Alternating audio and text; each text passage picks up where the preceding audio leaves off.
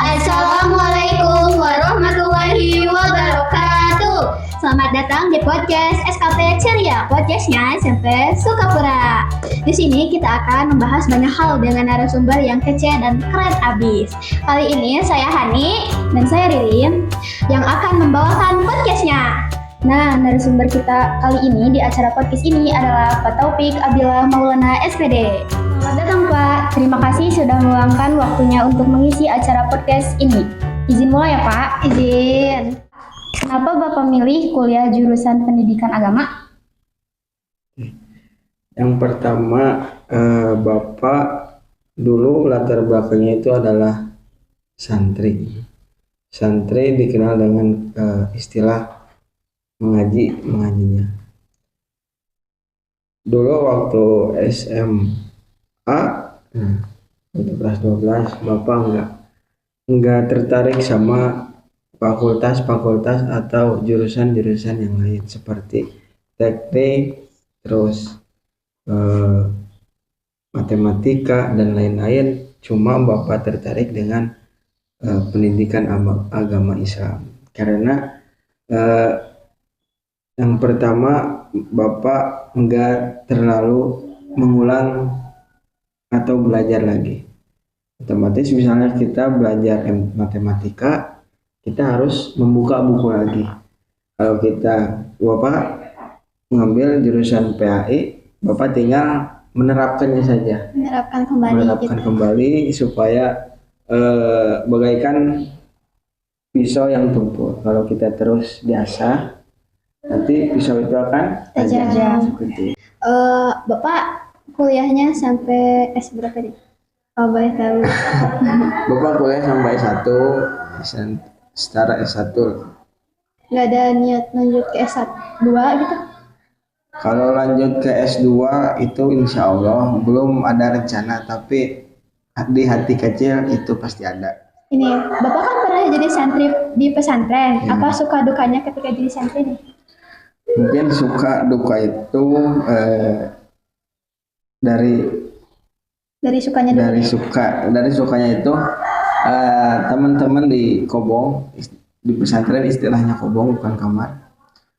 Di Kobong kadang kan banyak bukan dari Jawa Barat saja, tapi ada dari Jakarta, dari Banten, sampai luar Pulau Jawa, sampai Papua, Madura, Lampung itu ada. Tidak saling tidak saling diam, tapi kita interaksi terus. Kadang ada kalau bahasa Sunda beda lembur jadi dulur, kan? Nah, istilah Sundanya. Terus suka duka dari dukanya, kadang Bapak suka merasa tiap bulanan kadang suka dikasih sama orang tua uang jajan. Kadang di mana kala Bapak tidak ada uang ataupun makanan, kadang suka ada teman-teman yang ayo kita jajan. Kata Bapak, gak punya uang, jangan mikirin uang, pakai uang saya dulu. Nah di situ bikin dukanya. Kalau sukanya ya saling perhatian antara sesama. Kadang istilah silih tambal gitu. Di mana kala Bapak ada uang, ya Bapak membantu orang lain. Kalau orang lain ada uang, ya orang lain juga pasti membantu. Kalau boleh tahu, Bapak pesantrennya di mana? Di wilayah mana? Yang pertama setelah 2015 sampai 2018 Bapak mondok di Pondok Pesantren Anur Malambong, bertepatan di Karanganyar. Terus yang kedua Bapak SMA sampai kuliah itu dari 2018 sampai 2025 Bapak di Pondok Pesantren Cipasung. Ya kisaran baru sebentar lah, karena ada keterangan nggak ada sampai batasnya kita mengerjakan. Tapi Bapak pesantren hampir mau 10 tahun. Lama banget. Tips jadi remaja Islami dong Pak. Untuk jadi remaja, dan remaja itu dari usia 15 ke atas ya, remaja Islami. Kadang eh, kalau kita ingin menjadi remaja yang Islami, yang pertama itu adalah kita harus eh, membenarkan diri atau memperbaiki diri hati kita dulu.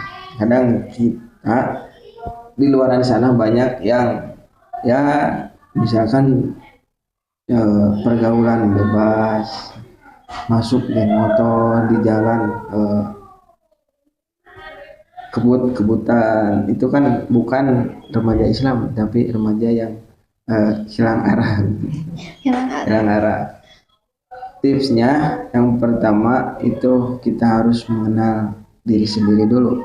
Yang pertama kita harus seperti apa sih diri kita, apakah kita ingin terbawa arus atau kita ingin melewati arus. Kadang kan di sebuah taman nggak ada kupu-kupu kalau tamannya rusak, pasti kupu-kupu akan diam di taman yang bagus. Begitupun diri kita jangan terlalu mementingkan lingkungan, tapi kita bagaimana kita caranya, apakah kita mengikuti lingkungan. Contohnya seperti kan banyak tren-tren sekarang yang dari model outfit setelan skena dan lain-lain kan, itu adalah contohnya lingkungan yang membawa kita, bukan kita yang membawa lingkungan. Yang harusnya kita harus membawa lingkungan. Bagaimana sih supaya di lingkungan kita itu menjadi lingkungan yang Islami? Bagaimana caranya? Caranya itu adalah kita harus pendekatan dengan anak-anak SD, itu kan, anak-anak SD kita sedikit demi sedikit harus bisa menyesuaikan. Kita belajar ngaji walaupun itu cuma belajar Iqra, kadang itu adalah manfaat sekali, karena belajar Iqra misalnya untuk anak SD kan, untuk anak SD itu bisa lancar membaca Al-Quran. Nah, kalau sudah lancar, nah kita bisa bentuk remaja-remaja yang di lingkungan kita, seperti ikatan remaja masjid. Nah, ikatan remaja masjid kadang bisa membawa perubahan untuk anak-anak regenerasi kita, itu kan. Regenerasi kita nggak selama mestinya umur bakal, misalnya nggak bakal umur 17 tahun, pasti ada 18, 19 dan seterusnya. Itu bentuklah generasi muda yang bisa menjadi perubahan untuk lingkungan kita. Mungkin seperti itu. Lengkap jawabannya.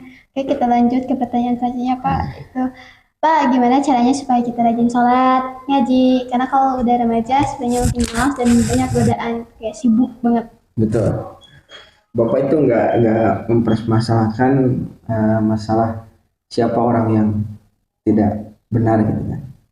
Yang Bapak inginkan itu kepada semua orang tuh, khususnya remaja.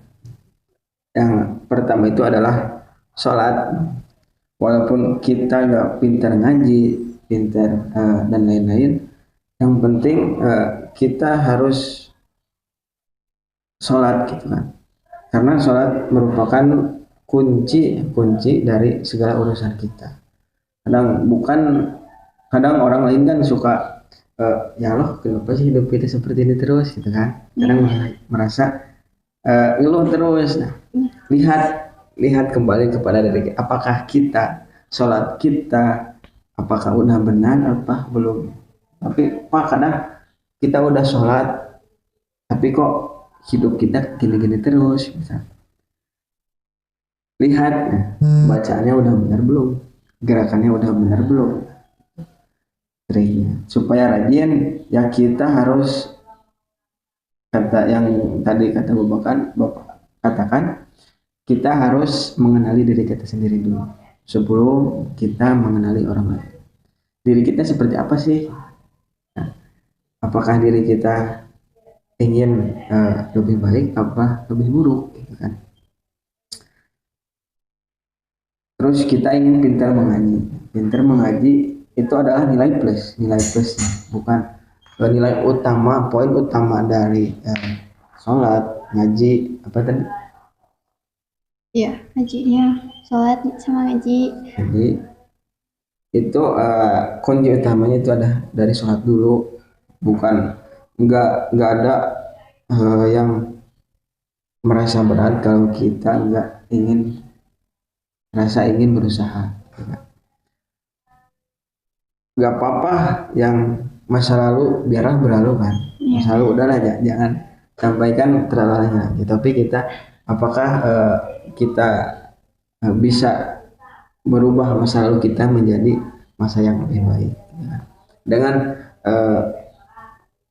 melakukan hal-hal yang positifnya. Dulu kita jarang sholat, jarang mengaji. Usahakan kita walaupun sholat itu kan cuma 5 waktu. Dari satu hari itu ada 24 jam. Satu waktu itu paling cepat adalah 5 menit. 5 menit lah dari semua 5 waktu itu. Kita 5,5 jam dari 24 jam. Masa kita gak bisa menyempetin waktu untuk sholat, kan? Itu caranya supaya ingin istiqomah. Cara istiqomah itu supaya kita dawam adalah keterusan, terus menerus. Dawam dalam hal sholat itu kita harus terbiasa dulu, Emang terbiasa itu susah. Tapi kita mulai dari hal-hal yang terkecil dulu. Hal terkecil.